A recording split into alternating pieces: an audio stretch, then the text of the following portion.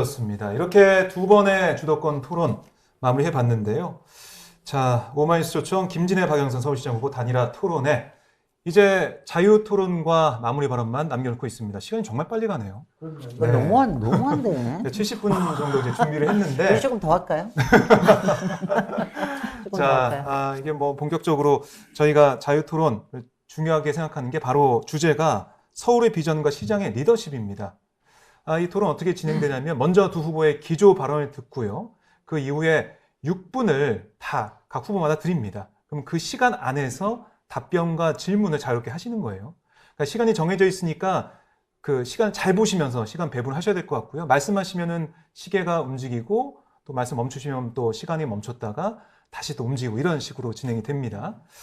자, 자유토론 서울의 비전과 시장의 리더십. 기조 발언은 박영선 후보부터 저희가 들어보겠습니다. 1분 주어지고요. 그 이후에 김진애 후보 또 기조 발언 들어보도록 하겠습니다. 네, 박영선 후보 1분 주어집니다. 네, 이번 서울시장은 코로나19 이후에 서울의 미래를 준비하는 시장입니다. 저는 서울의 미래의 키워드가 세 가지라고 생각합니다. 디지털, 그린, 그리고 돌봄. 이 세 가지 키워드를 가지고 우리가 앞으로 서울의 미래를 어떻게 준비하느냐에 따라서 서울은 글로벌 표준 도시가 될 수 있습니다. 만약에 이 1년이 정쟁으로 허비된다면 서울은 후퇴할 것입니다.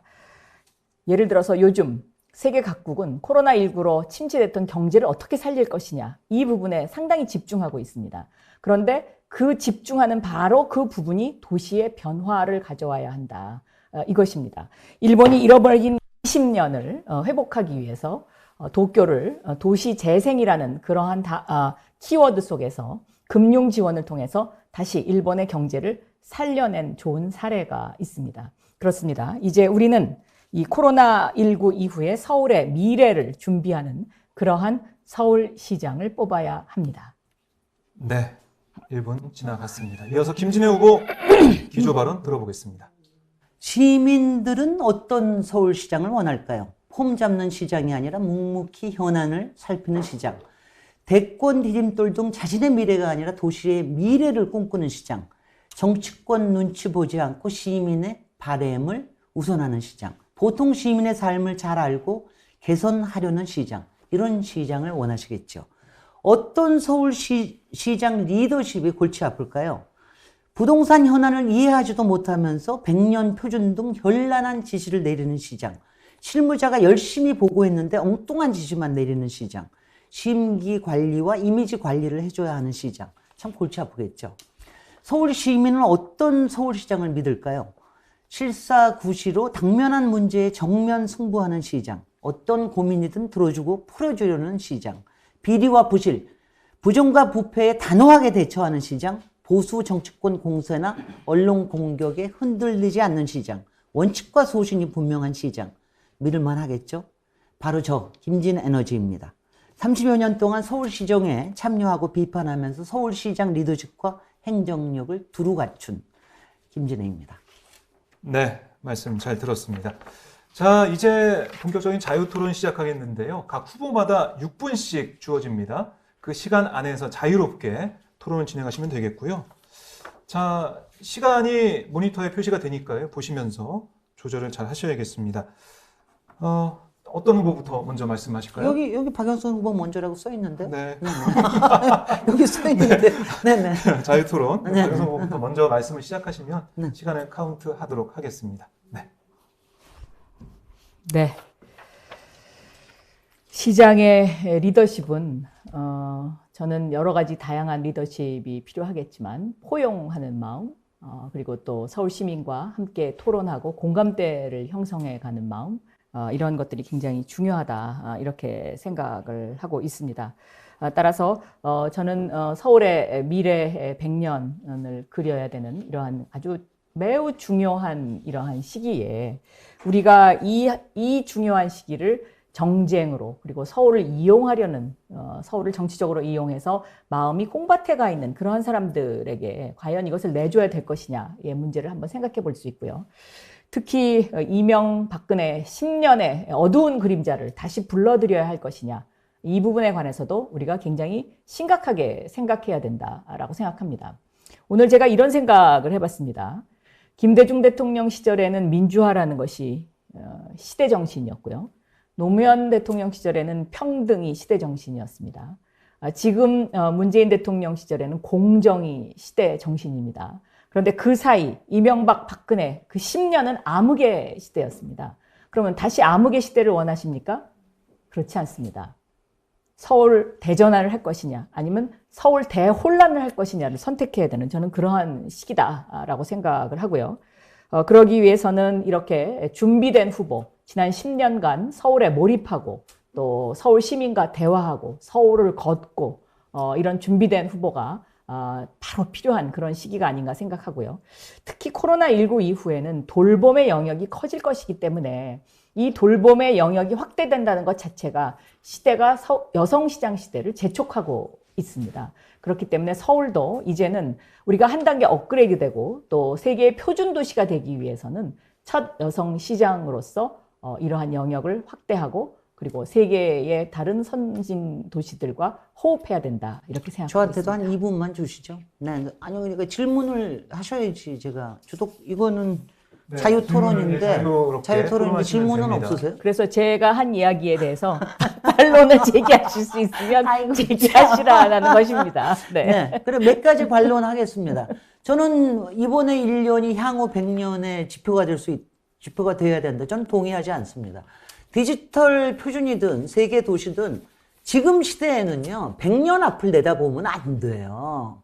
이것부터 얘기해야 되겠습니다. 지금은 그야말로 예측이 불가능한 시대고요. 5년 뒤가 어떻게 될지 10년 뒤가 어떻게 될지는 모릅니다. 다만 공공에서 해야 될 거는 이런 부분들에 대해서 우리가 촉진할 수 있는 걸 뭘 할 수 있을까? 이런 부분을 얘기해야 되는 겁니다.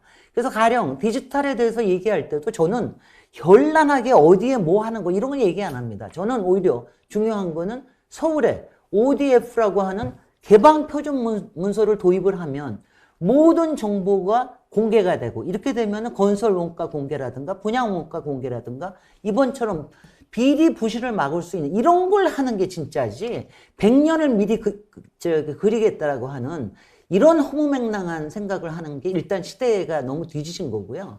이런 거를 지금 하는 것 자체가 이제 맞지 않고요. 그 다음에 저는 지난번에도 얘기했지만 여성이기 때문에 서울시장이 되겠다. 이런 얘기는 저는 할 수 없다고 생각합니다. 저는 전임 박원순 시장도 돌봄과 사람과 복지와 환경 이런 부분에 대해서는 여성시장 이상으로 잘할 수 있는 것들을 잘 해오셨다고 생각을 합니다. 저는 지금은 여성시장이라서가 아니라 지금의 현재의 절박한 도시 문제, 그러니까 부동산 문제, 그 다음에 이 코로나 극복을 어떻게 이겨나가야 되는 문제, 그 다음에 지금 너무나 복잡한 이른바 첨예한 갈등이 있지 않습니까? 이른바 정치권에도 그렇고 또 양극화에서도 그렇고 이거를 어떻게 균형을 잡아가야 될 이런 시장이 필요하지 이걸 가지고 여성 시장이기 때문에 한다. 저는 그거는 솔직히 전체 여성에 대한 모욕이라고 생각을 합니다. 그래서 저는 여성 그러는 거는 저는 바람직하지 않다. 저는 뭐 이런 생각을 합니다. 그리고 제가 여러 부분에 대해서 얘기를 할 때도 저희는 뭐냐면 여성도 중요하지만 우리에게는 딸도 있고요. 저는 딸 둘입니다. 아들 하나 계신 거로 알고 지금 저보다 훨씬 얘기를 많이 하셨어요. 이런 거로 생각을 하는 게 필요하다고 제가 이제 그래서 그 다음으로 질문을 드리겠습니다. 저는 지금 제가 좀 조금 잘못 생각해서 이게 시간 총량제라는 걸 제가 잘 몰랐어요. 이게 지금 왜 주도권 토론에 저한테 시간을 안 주시나 저는 그렇게 생각을 했었거든요. 그러니까 제가 카운트가 돼서 이제 비슷해졌어요. 저보다 말씀을 훨씬 많이 하셨어요. 그래서 왜 저를 안 막으시나 제가 이상하게 생각을 했거든요. 네네. 그래서 제가 이거, 얘기를 하는데요. 지금 이제 이게요, 뭐 본인의 대표 공약이라고 하는 수직 정원이나 21분 도시가 지난번에 조정훈 후보하고 단일화할 때 이 부분을 정책 선호 여론조사를 하시면서 이게 아예 여론조사 항목에서 빠졌다고 이걸 여론조사에서 응하셨던 분이 제보를 해왔습니다. 왜 빼셨습니까? 자신이 없어서 빼신 겁니까? 왜 그러신 겁니까? 저는 상대 후보하고의 협상에 저는 전혀 관여를 하지 않았기 때문에 내용을 잘 모릅니다. 그 말이죠. 굉장히 무책임한 말씀이십니다. 그거는 얼마나 위치가 높으시면 그런 거에 관여를 안 하십니까? 아니요. 저는 모든 걸 당에다 일임을 했었기 때문에요. 제가한테 그런 뭐 자세하게 당에서 내용을 잘 이 모르고 정책을 마음에 안 들어하는 거군요. 그러니까. 그게 아니고 아마 우선순위를 정하는 그런 것이었을 겁니다. 그런데 조금 전에 하신 말씀에 제가 반론을 제기를 하면 지금 도시가 가야 하는 방향은 명확합니다. 그러니까 기후 환경에 대처해야 하고 자연으로 그러니까 자연의 도시를 얼마만큼 녹지 비율을 높일 것이며 이 녹지가 결국은 이 도시에 사는 사람들의 건강과 직결되는 것이기 때문에 건강한 도시를 어떻게 만들 것이냐. 이것이 앞으로 향후 100년 우리가 가야 할 방향입니다. 그래서 런던 시장의 경우에는 공약이 런던의 녹지 비율을 50%로 하겠다라는 것이 공약이고요. 자동차를 불편하게 하는 도시, 이것이 런던 시장의 공약입니다. 파리 이달고 시장은요. 생태도시 파리, 그래서 15분 도시 파리를 들고 나왔죠. 그렇기 때문에 이 21분 도시 서울은요. 반드시 서울이 가야 할 방향이고 그리고 이 서울이 가야 할 방향 중에 가장 중요한 것이 저는 녹지 비율을 확보하는 것이다. 이 녹지 비율 확보는 서울 시민의 건강하고 직결되는 것이고요. 산소를 얼마만큼 많이 생산할 수 있는 도시가 되느냐? 이것이 바로 도시의 경쟁력입니다. 그리고 이제는 도시의 경쟁력이 곧 국가의 경쟁력이기 때문에 지금 아날로그에서 디지털로 바뀌는 이 정말 절체절명의 이 순간에 우리가 좌표를 정확하게 찍어야지 그렇지 않으면 서울의 도시 경쟁력이 떨어지기 때문에 제가 이 부분을 계속 강조드리는 것이고요. 네. 사람이 건강을 잃으면 모든 것을 잃지 않습니까? 네, 제가 그렇기 조금 나중에 때문에 질문도 좀 할 수 있게 시간 좀 남겨주십시오. 서울시장은 서울 시민의 건강을 최우선으로 생각하는 시장. 그것이 제일 중요하고요. 그러한 네. 과정에서 21분 도시 수직 정원이 나온 것입니다. 네. 네. 그래서 지난번에 나온 대로 광화문부터 동대문까지 과연 걸어갈 수 있느냐. 지금 네티즌들이 실제로 걸어보겠다고 그럽니다. 그게 과연 21분의 주파가 가능한지 여러분들 곧 아실 수 있을 겁니다. 저는 건강을 위해서 그리고 환경 생태를 위해서 그리고 에너지를 줄이기 위해서 10분 동네가 훨씬 더 건강한 개념이고요. 이건 서울시가 10년 전부터 해온 거고 세계에 자랑할 만한 건데 지금도 또 세계 도시를 가지고 얘기하는 저는 이렇게 4대주의적인 이런 생각을 가지고 하는 거를 상당히 그런 점이 좀 부끄럽습니다. 외국 얘기를 하지 말고 우리 얘기를 하자고요. 그래서 제가 또 하나 여기서 좀 질문을 드리고 싶은 거는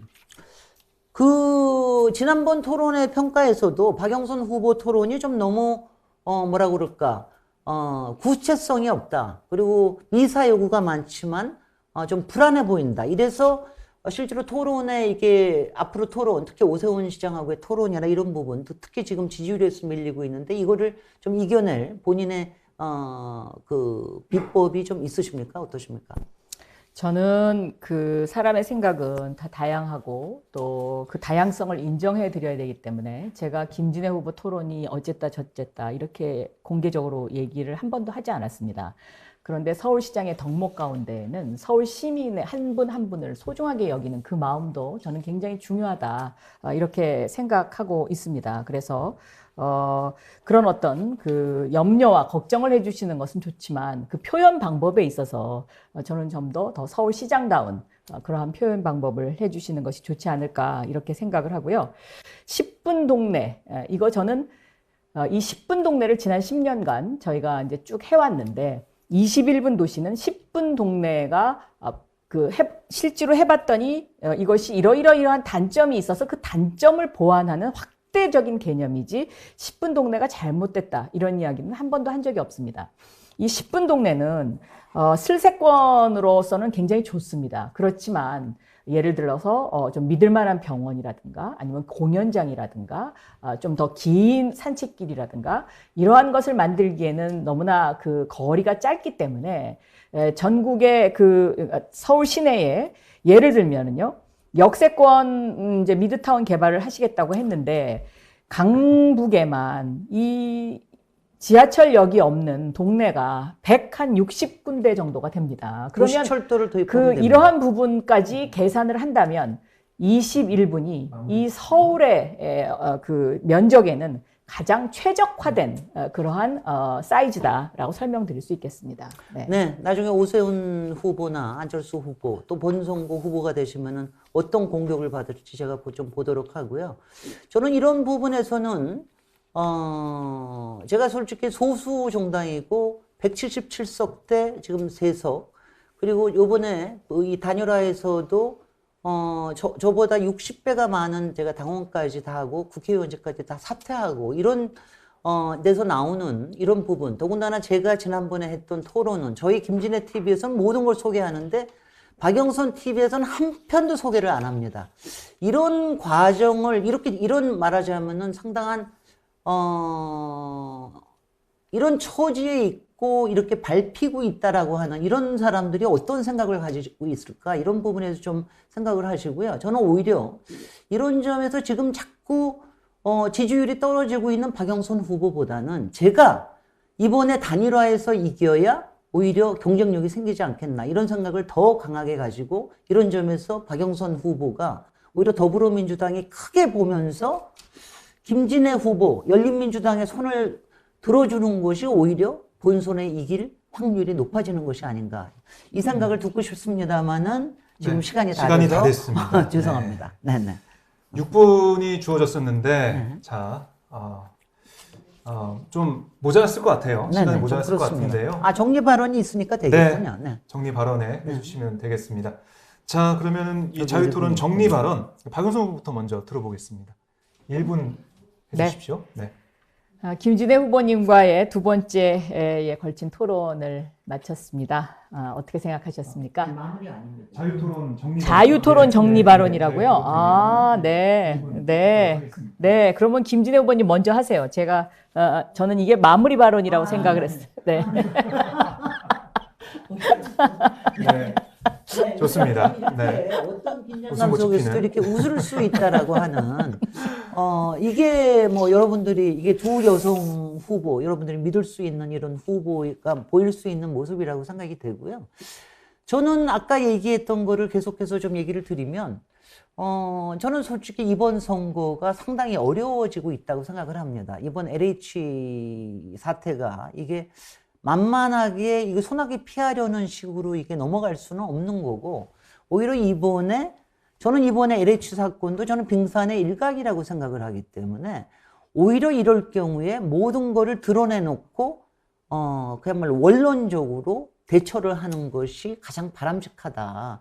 그래서 저는 더불어민주당에서 조금 크게 왜냐하면 시민들이 어떤 생각을 가지고 계실까 이게 누가 더 잘못하고 이런 걸 따지는 것보다는 좀 더 본질적이고 그리고 시민의 마음에 다가가는 이런 것으로 그 생각을 바꾸는 것이 가장 바람직하지 않을까. 이게 서울시장의 리더십이기도 하고 또 여당의 리더십이기도 하고 이런 생각을 합니다. 네, 잘 들었습니다. 이어서 박영선 후보 정리 발언 1분 들어보겠습니다. 저는 모두가 어렵다고 했을 때 출마를 했습니다. 지난 1월 26일 날 첫 출마 선언을 했었는데요. 출마 선언 일주일 만에 박영선 효과라는 여론 조사가들의 그런 평가가 있었습니다. 이제 다시 또 나뭇가지가 흔들리긴 합니다. 그러나 뿌리는 흔들리지 않습니다. 저는 서울 시민이 과연 누가 서울시장으로서 과연 시장감이냐를 판단하실 거라고 생각하고요. 특히 제가 그동안 중소벤처기업부 장관으로서 이루었던 성과, 통계가 뒷받침되는 성과, 또 국회의원으로서의 개혁과 관련된 추진력, 이러한 평가는 서울 시민들의 마음속 깊이 뿌리 박혀 있다라고 생각합니다. 특히 중소벤처기업부는 기업의 99%, 일자리의 83%를 관장하는 부서입니다. 그러다 보니까 서울 시내에서 중소기업인 벤처, 혁신기업, 또 소상공인 만나뵐 때마다 너무나 반가워하시고 또 그 당시에 지난 2년간 제가 약 2년간 중소벤처기업부 장관을 하면서 시행했던 정책들이 곳곳에서 지금 이것이 현실로 되면서 효과를 거두고 있습니다. 그래서 이것을 저는 서울시장이 돼서 시너지 효과를 만들 수 있는 가장 최적화된 후보다 이렇게 설명드릴 수 있겠습니다. 네, 시간을 조금 더 드렸습니다. 자, 이제 토론이 이제 마무리돼가는 시점인데요. 주도권 토론 2번, 또 자유 토론 1번 이렇게 진행을 했고요. 이제 이 토론의 이 마무리 발언으로 오늘 토론을 좀 정리를 해보도록 하겠습니다. 2분 동안 마무리만 해주시면 되겠고요. 그럼 김진영 후보부터 먼저 들어보죠. 후보가 먼저 하게 되어 있습니다. 예, 알겠습니다. 이게 뭐 번갈아가면서 하려고 했는데 알겠습니다. 알겠습니다.